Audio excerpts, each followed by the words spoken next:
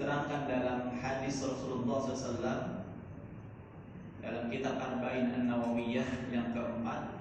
Di situ dijelaskan bahwasanya Allah menciptakan jasad, setelah sempurna maka Allah akan kirimkan malaikat menyiapkan ruh. Barulah di situ ada kehidupan. Maka kita dibilang manusia kalau ada ruh, ada jasad. Kalau jasad saja maka tidak dibilang manusia. Mungkin dia jenazah, mayit, atau kalau hewan dia adalah bangkai. Kalau ruh saja mungkin bisa dikatakan syaitan, jin, atau yang lain. Maka kita sebagai manusia ada ruh dan jasad. Maka ketika berbicara ruh, ada yang namanya quwwatur ruh wa dha'fur ruh. Kuatnya ruh dan lemahnya ruh. Ada qawiyul jism atau quwwatul jism, ada dha'ful jism. Fisik yang kuat, ada fisik yang lemah. Ada beberapa kondisi para ulama menjelaskan berkaitan dengan ruh dan jasad yang ada dalam diri kita masing-masing. Kondisi yang pertama, ada seseorang yang dha'fur ruh wa dha'ful jism. Lemah ruhnya, lemah fisiknya. Orang ini gak peduli dengan fisiknya. Dia gak mau olahraga. Dia gak mau makan makanan yang bergizi. Dia tidak mau meminum vitamin, suplemen dan lain. Dia gak peduli dengan fisiknya. Apalagi dia juga gak peduli dengan ruhnya, dengan keimanannya. Dia hanya menjadi beban bagi orang lain, menjadi sampah masyarakat. Karena dia gak peduli dengan dirinya, apalagi dia peduli dengan orang lain.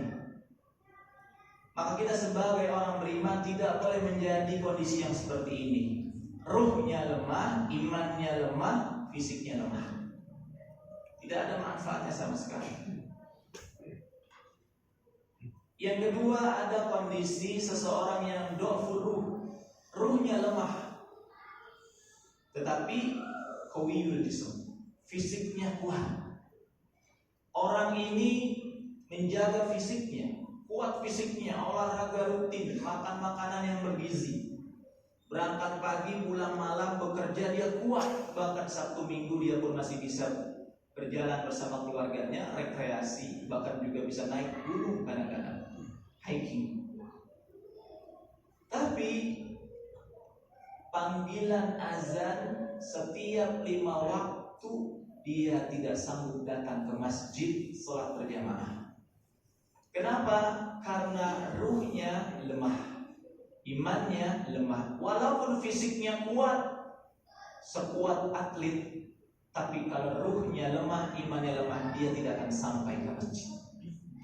Maka fisik yang kuat tidak bisa menutupi, mengcover ruh yang lemah. Kita sebagai orang beriman tidak boleh menjadi yang seperti ini. Yang kedua ini, fisik kuat tapi tidak dia gunakan untuk beribadah kepada Allah. Padahal kita meyakini dan kita memahami wa ma khalaqul jinna wal insa illa liya'budun. Tidaklah Allah menciptakan jin dan manusia kecuali untuk beribadah. Jadi tugas pokok kita salah satunya adalah ibadah. Kita jangan jadi yang seperti ini. Yang ketiga, ada kondisi seseorang yang kuat ruh, ruhnya kuat, imannya kuat, tetapi dha'ful jism, fisiknya lemah, fisiknya terbatas, tidak sempurna. Tapi kita lihat di media sosial banyak sekali cerita-cerita orang yang terbatas fisiknya, tapi dia mampu menunaikan kewajibannya kepada Allah Subhanahu wa ta'ala. Bahkan ada kisah nyata seorang bapak-bapak yang dia tidak memiliki kaki sempurna, kakinya hanya sepotong, jalan juga diseret dengan tangannya. Tapi setiap hari dia mampu sholat dari subuh, zuhur, asar, maghrib, bisa dia mampu sholat berjamaah. Dia seret kakinya ngesot dari rumah ke masjid, bahkan kadang-kadang dia naik ke lantai kedua. Kenapa dia bisa? Karena ruhnya kuat, imannya bagus. Kuat ruhnya, imannya bagus, bisa mengcover, menutupi lemahnya fisik, terbatasnya fisik. Maka kita sebagai orang beriman boleh jadi yang seperti ini. Kalau ada tetangga kita, saudara kita, teman-teman kita, fisiknya terbatas, tapi dia harus punya ruh yang kuat, iman yang kuat, maka kewajiban kita kepada Allah niscaya tidak akan kita tinggalkan. Jamaah sidang Jumat rahimakumullah, kondisi yang pertama, yang terakhir adalah, dan ini menjadi pilihan yang terbaik, kuatul ruh wa kuatul jism. Kuat ruhnya, kuat imannya, bagus imannya, kuat fisiknya.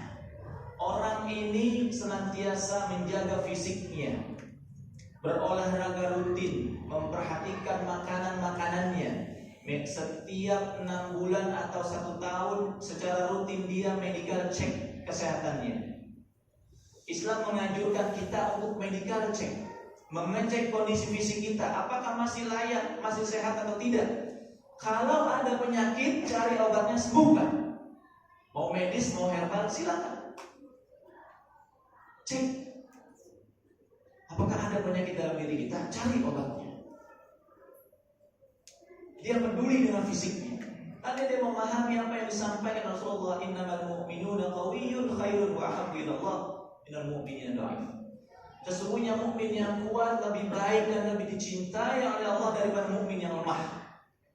Maka ketika kita ada penyakit dalam diri kita, cari obatnya. Mau medis, herbal, silakan. Dan dia pun peduli dengan ukhrawinya, peduli dengan ibadah kepada Allah Subhanahu wa ta'ala. Sholat 5 waktu tidak tertinggal dia jamaah. Sholat sunnahnya, baca Qur'annya, sedekahnya, saum surahnya, dia penuh. Fisiknya kuat, ruhnya kuat. Dan ini digambarkan oleh sahabat Rasulullah SAW, Sayyidina Umar bin Khattab radhiyallahu anhu. Fisiknya kuat, dia gunakan kuatnya fisik untuk berdakwah, dia gunakan untuk berjihad fi sabilillah. Bahkan dalam riwayat ketika syaitan mau berhadapan dengan Umar, Sayyidina Umar radhiyallahu anhu, tidak berani, dia mencari jalan yang lain. Karena fisiknya kuat, ruhnya kuat. Ruh yang kuat akan memancarkan cahaya keimanan dalam dadanya. Syaitan tidak akan mau bertemu orang-orang seperti itu. Maka jadilah kita nomor yang ini, kondisi yang seperti ini. Kuat fisiknya, kuat ruhnya. Lalu apa indikasi kuat ruh dalam diri seseorang, dalam diri kita? Yang pertama adalah hubbul khairat. Dia cinta kebaikan. Apapun kebaikan, sekecil apapun, dia jalan melihat sampah, dia jalan melihat ada paku berserakan, dia ambil, dia buang. Apalagi kebaikan-kebaikan yang besar, adanya ta'lim, adanya sholat berjamaah, adanya santunan yatim, dia cinta hal-hal kebaikan. Kalau itu sudah bisa dilakukan, maka berbahagialah, berarti iman kita, ruh kita dalam kondisi yang bagus, yang kuat, cinta kebaikan.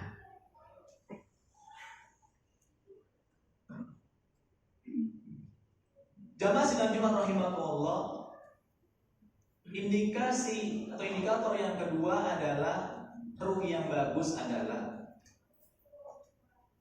dia mampu memikul beban hidupnya. Sekarang banyak orang yang tidak mampu memikul beban hidupnya, bunuh diri, loncat dari jalan tol, dari apartemen, dari atas rumah, karena dia tidak mampu memikul beban dirinya, beban hidupnya. Akhirnya sebagai orang beriman harus mampu memikul beban hidup kita sendiri. Minimal kita kalau mau makan, mau minum, kita punya penghasilan sendiri. Jangan menjadi beban orang lain. Qadirun 'alal kasbi. Kita harus punya penghasilan walaupun sedikit.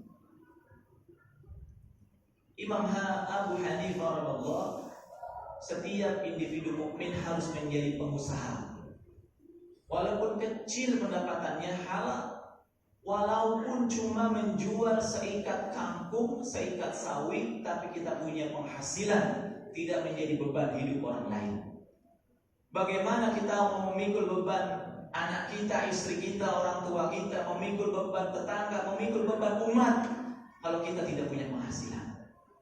Maka seorang beriman harus mampu memikul beban hidupnya.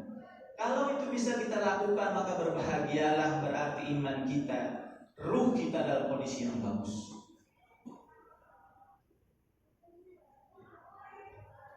Jamaah sidang Jumat rahimahumullah.